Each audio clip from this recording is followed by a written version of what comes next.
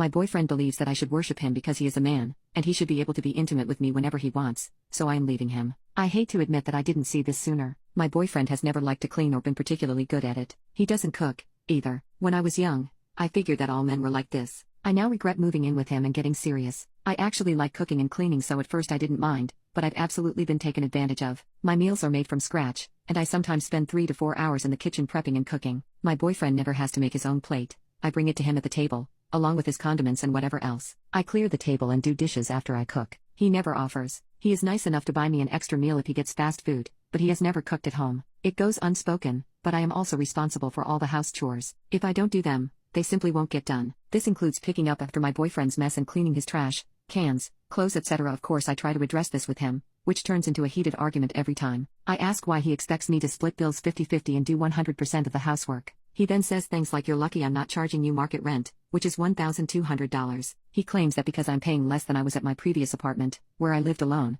I should just be happy. If I push the arguments any further, he just gets mad and starts. On the other hand, when I tell him I want to leave because I don't like the arrangement, he backpedals and tries to negotiate. Not only have I been very stressed and overwhelmed with my workload, I've also been disgusted with his attitude about the situation, thus I've stopped being intimate with him. I have no desire. He then started making comments like, "You should worship me as a man and I should be able to F you whenever I want." Ew. I'm over all of it, so I'm taking the rent money I would have given him and leaving it with him next week. Thankfully, we had no formal long-term agreement. Hopefully, he will find someone who can keep up with his needs. Edit. Some people were confused about the actual split. It's slightly complicated as some of the bills are grouped together, some are paid monthly, others every 3 months or so, etc. But in short, I do pay less in utilities because I am paying part of his car loan. I don't touch the car. We agreed that he would be doing roughly 50% of the housework. I gave him the full money, but he didn't clean it afterward. 3. The reason I labeled him a sexist pig in the title is that when he is confronted with questions like, "Why didn't you help clean this month?" his only excuse is that he's a man, and men aren't good at that, he's still learning,